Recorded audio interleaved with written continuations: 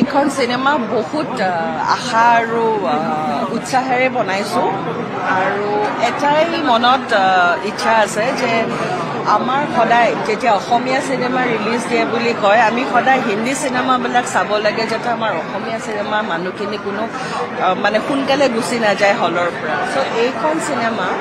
এনেকৈ মানদণ্ডত বনাইছোঁ যে আমি বলিউডৰ লগত আমি এটা কম্পিটিশ্যন দিবৰ কাৰণে আমি এটা চেষ্টা কৰিছোঁ আৰু আশা কৰিছোঁ যে সিমানখিনি কাৰণ আমি যি আমাৰ এই গোটেই চিনেমাখনত ইনভলভ আছে যেনেকে শ্বেতা বেংকট ঠিকই বাইদেউ আপুনি ফিল্ম বনাইছে গমেই নাপাওঁ নহয় থেংক ইউ দে আপুনি আমাক অসমবাসীক সকলোকে জনোৱাৰ বাবে নিশ্চয় চাম কিয়নো নাচাম আকৌ নাচালে আৰু আমাৰ বিপদ নহ'বনে ৰজাৰ ৱাইফে যিহেতু ফিল্ম বনাইছে অসমবাসীতো চাবই লাগিব ন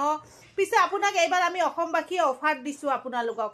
যিহেতু আমাৰ অসমৰ ৰজা মানে নিজকে ৰজা বুলি ভাবে আৰু অসমবাসী ভাবক বা নাভাবক তেওঁৰ খাতিৰ নাই তেওঁ নিজকে ৰজা বুলি ভাবে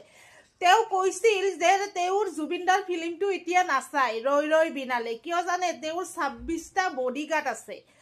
তেওঁ একেবাৰে লাহে সুস্থিৰে প্ৰজাক আগত চাব দিছে তাৰ পিছত তেওঁৰ ফেমিলি বডিগাৰ্ড সবকে লৈ শান্তিমতে হলত ফিল্মটো চাব বলে এইবাৰ আমি অসমবাসী আপোনালোকক অফাৰ দিছোঁ প্ৰজাই পিছত চাব ফাৰ্ষ্টত ৰজাৰ পৰিয়াল ৰজাৰ বডিগাৰ্ড মানে বাচ্চা কাচ্চা যিমান যি আছে আগত আপোনালোকে চাই লওক তাৰ পিছত প্ৰজাই চাম দে আমি সকলোৱে যাই কেনে চাম পিছে আমি এতিয়া অলপ ব্যস্ত আছোঁ কাৰণ ৰৈ